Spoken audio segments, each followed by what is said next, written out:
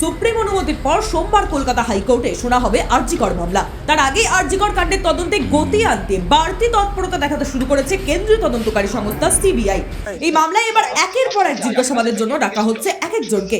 গতকাল বৃহস্পতিবার আরজি কর মামলায় তলব করা হয়েছিল 9 আগস্ট ঘটনার রাতে হাসপাতালে কর্তব্যরত 4 নার্সদের। এবার তলব করা হলো হাসপাতালের নিরাপত্তা রক্ষীদের। সোমবার কলকাতা হাইকোর্টে আরজি কর মামলার শুনানি। তার আগেই তুঙ্গে সিবিআই এর তৎপরতা।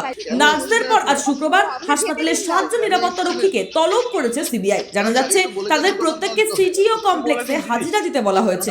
ঘটনার দিন অর্থাৎ 9 আগস্ট রাতে ঠিক কি ঘটেছিল, তারা কাদের ঢুকতে দেখেছিলেন বা বেরোতে দেখেছিলেন, এই সমস্ত প্রশ্ন করা হবে বলেই খবর। প্রসঙ্গত আরজি কর মামলা শুরু থেকেই তিলোত্তমার বাবা মা দাবি করে এসেছেন আদালতের নির্দেশে সিবিআই তদন্তভার নেওয়ার পর সেই রাতে আরজি করের সমস্ত কর্তব্যরত নার্স বা চিকিৎসকদের সঠিকভাবে জিজ্ঞাসাবাদের আওতায় আনা হয়নি। তাদের বক্তব্য ছিল সেই রাতে ঠিক কি ঘটেছিল তার অনেকটাই তারা জানেন, তাই তাদের বয়ান দেওয়া অত্যন্ত গুরুত্বপূর্ণ বলে দাবি করেছিলেন তিলোত্তমার বাবা মা। Bureau report, sky news Bangla.